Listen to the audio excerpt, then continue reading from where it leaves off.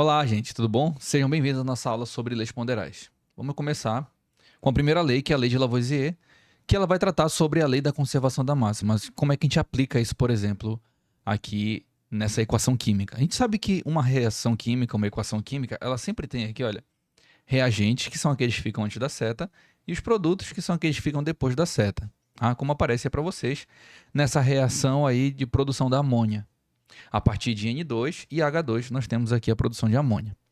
Vocês também percebem que existem números que aparecem aqui na frente e que não aparecem às vezes, né? Por exemplo, aqui tem o número 1, mas não precisa aparecer, tu sabe. Ou seja, 1 mol de nitrogênio reage com 3 mols desse para formar 2 mols desse. Essa é a proporção dessa equação química.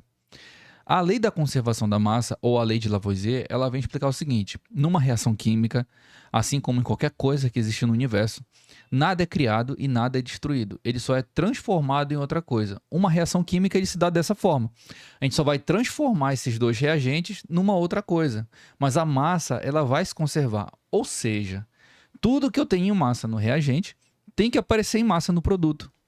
Por exemplo, aqui no lado, no canto direito de vocês, eu coloquei aqui esses dados, tá? Opa, esses dados aqui de massa molar da substância. Então, o que nós vamos fazer primeiro? Vamos tirar a massa molar de cada agente desse. Então, a gente vai começar, por exemplo, com a massa molar do primeiro reagente, que é o N2. Então, quando a gente tira a massa molar do N2, a gente sabe que o N2 só tem 2 nitrogênios, né? Então, a gente vai pegar essa quantidade de nitrogênio e multiplicar pela massa dele, que é 14. Então, a massa, por exemplo, de nitrogênio aqui é 28 gramas. Então, essa informação eu vou separar aqui embaixo, porque essa aqui, para essa reação química, é essa massa que eu vou utilizar de N2. 28 gramas. Ok? Ok, beleza. Então, agora a gente vai para H2. Para H2, a gente já sabe aqui que são... Opa, só ajeitar aqui. Agora, são 2 átomos de hidrogênio, multiplicando pela massa dele, que é 1. Nós temos a massa molar dele, que é 1 grama por mol. Olha só que importante esse dado aqui. Esse dado de massa molar é a massa que a gente tem por mol de substância. Então, em H2, eu tenho... 1 não, né? Eu acabei colocando 1. Desculpa, não é 1, é 2 aqui. Eu tenho... 2 vezes 1 é 2, né? Não vai ser 1, pelo amor de Deus. Então, aqui nós temos 2 gramas por mol. Tá? É a massa molar da molécula H2. Ou seja, eu tenho 2 gramas para cada 1 mol de substância. É a massa molar. Massa por mol. Ok? Só que a questão dessa equação química aqui é que a quantidade que eu tenho de H2 para reagir com N2 é de 3 mols. Eu não vou utilizar aqui 1 mol de H2. Eu vou utilizar 3 mols de H2. Então, já que eu vou utilizar 3 mols de H2, qual é a massa que eu vou ter aqui de H2? A gente faz aqui uma regra de 3. Tá? Então, nessa regra de 3, x vezes 1 é x, né? E 2 vezes 3 é 6. Está aqui, olha, a massa de 6 gramas. Ok? Massa aqui de 6 gramas. Então, essa é a massa que eu tenho para 3 mols de H2, 6 gramas. Ou seja, para essa reação química acontecer, em relação à quantidade de massa, para isso, né, para formar a amônia, eu vou precisar de 28 gramas, no valor padrão, né, de 28 gramas de N2, reagindo com 6 gramas de H2. Aí, se a gente for fazer uma somatória, olha só a quantidade de massa que a gente tem aqui no reagente. Eu vou ter um total aqui de 34 gramas no reagente. Então, se a lei da conservação da massa me diz que numa reação química a massa ela não é perdida e ela não é criada, ela só é transformada em outra coisa, então eu posso até inferir aqui, olha, que a massa do produto também vai ser 34 gramas. Mas para saber isso, a gente vai calcular o valor de massa molar do NH3 só para ver se bate com esse valor. Então, fazendo o cálculo de NH3, nós temos aqui, ó, NH3... A gente sabe que NH3 tem um nitrogênio, tá? Tem um nitrogênio. Vou colocar assim para separar melhor para a gente. Ó. Tem nitrogênio e tem hidrogênio. Nitrogênio só tem 1. A gente vai multiplicar pela massa dele aqui, ó, que é 14. Então, a gente vai colocar bem aqui 1 vezes 14, que dá 14. Hidrogênio, na molécula da amônia, tem 3. Multiplica pela massa, que é 1, que vai dar 3. Somando todo mundo, nós temos aqui, né, 17 gramas, já que é a massa molar, é a massa para 1 mol de NH3, é 17 gramas por mol. Olha só esse dado que nós encontramos aqui. Ó. Tá? Esse dado aqui é o dado de massa molar para 1 mol de NH3. Só que a questão, olha, essa equação química, ela tem aqui 2 mols de NH3. Então, o que a gente vai fazer? Nós vamos multiplicar esse valor daqui por 2. 17 vezes 2, por incrível que pareça, também dá 34. Olha só. Então, a quantidade de massa que eu tenho no reagente é a mesma quantidade de massa que vai aparecer no produto. Isso é a lei da conservação da massa. Tudo que tem de massa no reagente aparece também de massa no produto. Essa é a primeira lei de Lavoisier, ok? E sempre que tu for fazer isso para qualquer equação química, ela sempre vai bater a mesma quantidade de massa de reagente de produto. Se esse valor não der correto, significa que o teu cálculo de massa molar deve estar incorreto, ou o principal deles é o valor aqui, olha, do coeficiente estequiométrico, desses númerozinhos de mols que fica aqui na frente, que às vezes aparece, mas às vezes também não aparece, né? Por exemplo, aqui não aparece de N2, mas tu sabe que é 1. Porque quem vai orientar as quantidades ideais de reagente e de produto são esses valores que tem aqui na frente, que é o nosso coeficiente estequiométrico, ok? Então eles têm fator de influência direta em relação às análises de vocês para cálculo estequiométrico. E é a partir daqui, viu, gente, que a gente começa a iniciar o cálculo estequiométrico. A base de cálculo estequiométrico, ela tem que ter como base essas leis. Primeiro a gente já viu que é a lei de Lavoisier. Agora nós vamos para a segunda, que é a lei de Proust. O que significa, né? O que é a lei de Proust? A lei de Proust, ela vai trabalhar com a lei das proporções constantes.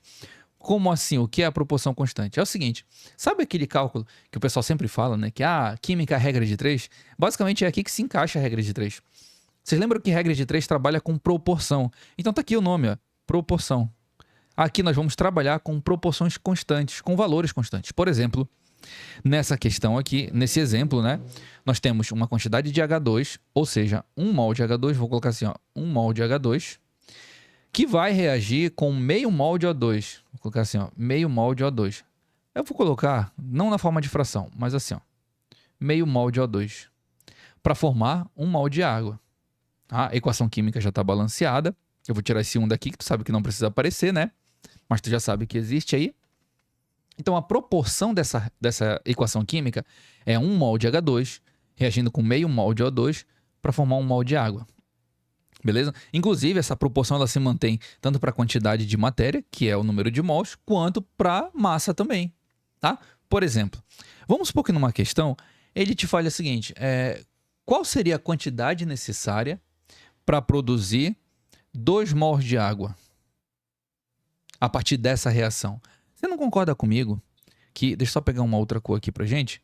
Você não concorda comigo que daqui pra cá aumentou 2 vezes? Aumentou 2 vezes, né? Então, se eu quero produzir o dobro, então eu vou precisar do dobro de reagente.